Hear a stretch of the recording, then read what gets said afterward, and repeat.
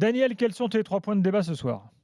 Le premier va tourner autour du scénario de ce match fou et qui dans le même temps était bizarrement, parce que 4-3 c'est alléchant, mais un match assez moyen techniquement. Lionel l'a dit tout à l'heure dans le direct et c'est vrai, il y a eu beaucoup d'erreurs. Alors est-ce que forcément pour marquer il faut qu'il y ait erreur? Je sais pas, il peut aussi y avoir différences faites par attaquant, mais bon, malgré tout, il y a quand même eu énormément de choses intéressantes et pas mal d'individualités dont il faudra qu'on parle. Mon deuxième point, c'est que je pense que l'OM mérite sa victoire parce que, au moins collectivement, il y a une idée, il y a eu l'envie de faire quelque chose, alors que Monaco, c'est juste une sorte d'empilement d'individualités. On n'arrive pas trop à comprendre où ils vont aller. Je pense que Jardim va pas finir la saison. Et le troisième, alors là, je pense qu'à ce soir, on a eu des cas dingues de VAR. Oui, enfin ce week-end. Non, ce soir.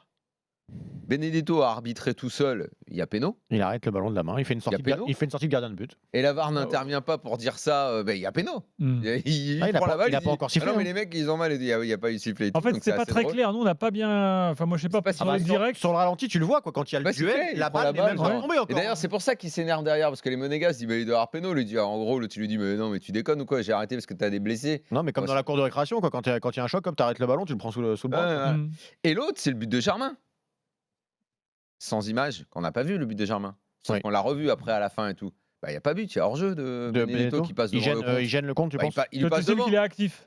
Il le passe sous le nez. Ouais, on peut l'estimer. L'arbitre aurait pu estimer qu'il était hors jeu. Un gardien plus vicieux aurait fait semblant d'être gêné par Benedetto. En tout cas. C'est vrai. Le compte est fair play et joue le jeu normalement. Limite, il rentre dans Benedetto même.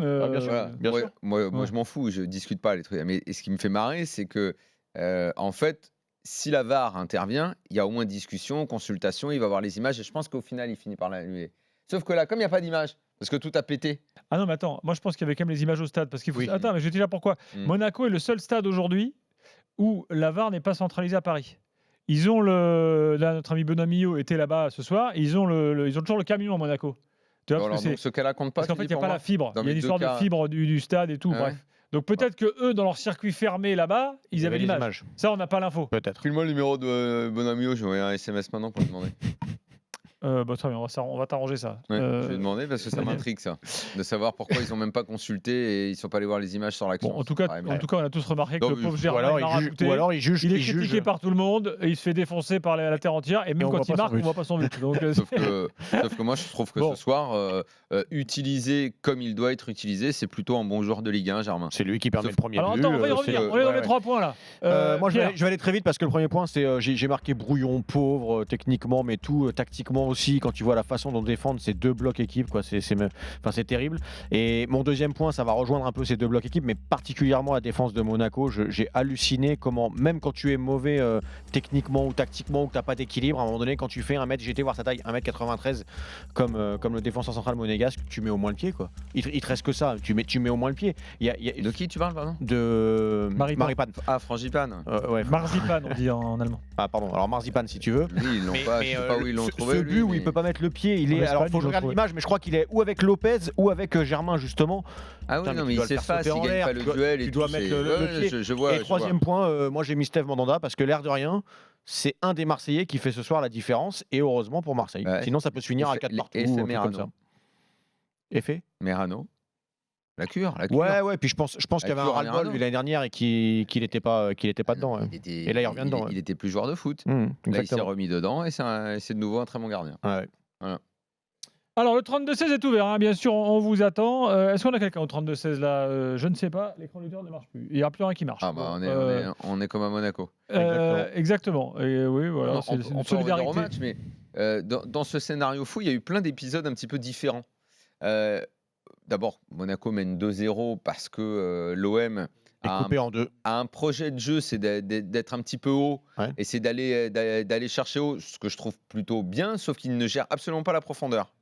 Et qu'ils se font à chaque fois, moi je me suis dit, mais si ça continue, ils vont en prendre 3, ils vont se faire ouvrir parce qu'ils n'arrivaient pas à fermer, ils n'arrivaient pas à gérer dans le dos des défenseurs. Ça n'a fait que 2 face à une doublette que j'adore, franchement, Slimani, Ben Yedder. Slimani, moi, il me surprend parce que je le voyais un petit peu, un peu bison, et j'ai l'impression qu'il n'est jamais tombé dans le bon club, peut-être. Pourtant, il en a fait beaucoup. Mais là, moi, ce que je le vois faire ce soir, ça m'intéresse. Quelques vrais il enseignements. est très intelligent dans le jeu. Exactement. Au niveau je trouve que c'est un joueur intelligent, Slimani. Ben Yedder l'est, lui, mais ça, on le sait depuis longtemps. C'est un joueur fin. Et les deux sont techniques dans leur déplacement. Il impose aussi. Mais moi, j'avais retenu jusque-là de lui plutôt justement le côté impact, qui en impose, même un peu pâteau. Et moi, je trouve qu'il est plutôt fin dans ses déviations, dans sa vision du jeu. Poitrine volée, tu sens qu'il peut aller vite. Le deuxième but de Ben Yedder, il est de grande classe entre ce que fait Gelson Martin, l'ouverture, Slimani, la passe et tout. Mais alors derrière, comment ? Faisons dossier par dossier, Daniel. Parce que tu as une défense, mais à chier de chier. On va y venir. Tu fais des erreurs individuelles. Alors moi, je suis entièrement d'accord avec Daniel. Par contre, si on peut... Et ensuite, on ouvre le chapitre OM avec Mathieu. Au bout de 6 minutes, on fait ce constat-là. C'est que Marseille est mieux rentré dans son match. Marseille va de l'avant. Il y a des intentions, etc. Sauf qu'au bout de 6 minutes, rappelle-toi, dans le match, on dit déjà aussi... Attention, parce qu'à chaque fois qu'ils vont de l'avant, il n'y a plus personne au milieu. C'est une équipe qui est déjà coupée en deux au bout de 6 minutes. Et tu as Monaco qui a 1 ou 2 contre. Et oui, Monaco qui a 1 ou 2 contre.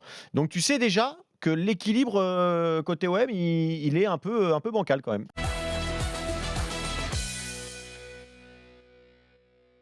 Je reviens avec mon Lecomte là. Qu'est-ce que vous en pensez ou non, mais alors, là où je peux rejoindre Diego, c'est que quand tu as une défense. Alors, je parle même pas que de la défense d'ailleurs, mais parlons du bloc défensif monégasque dans son ensemble.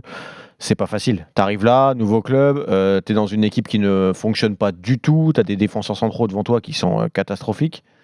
C'est pas facile peut-être d'être en parfaite confiance et de faire tout parfaitement quoi.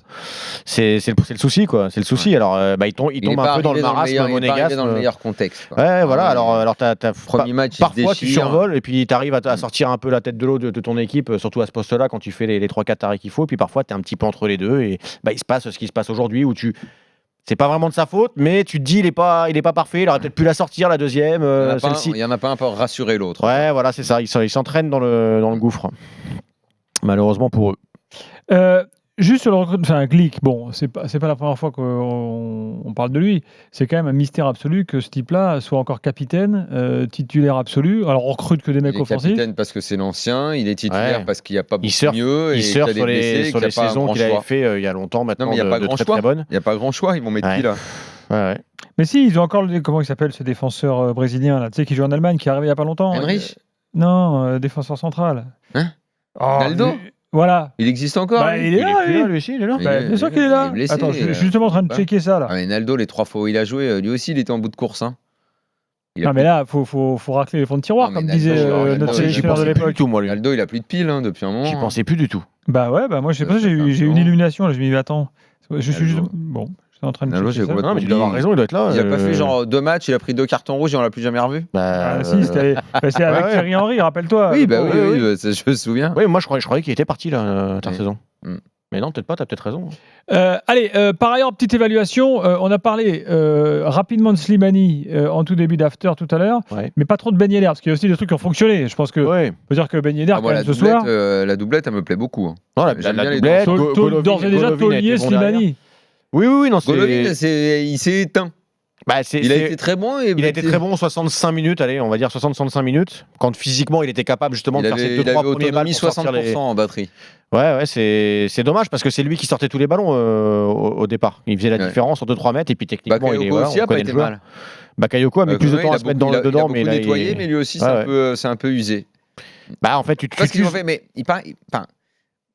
Je crois que parmi les gens avec qui Jardim est un peu brouillé, il y a le staff, les préparateurs médical. Physiques. Ouais, les préparateurs physiques. Et je me demande ce qu'ils ont foutu à la préparation physique, mais pour pas finir les matchs comme ça et pour être à chaque fois repris alors que tu mènes et démarrer fort, il y a un gros souci dans la préparation physique. Peut-être après pour revenir sur le. Ils sont cramés.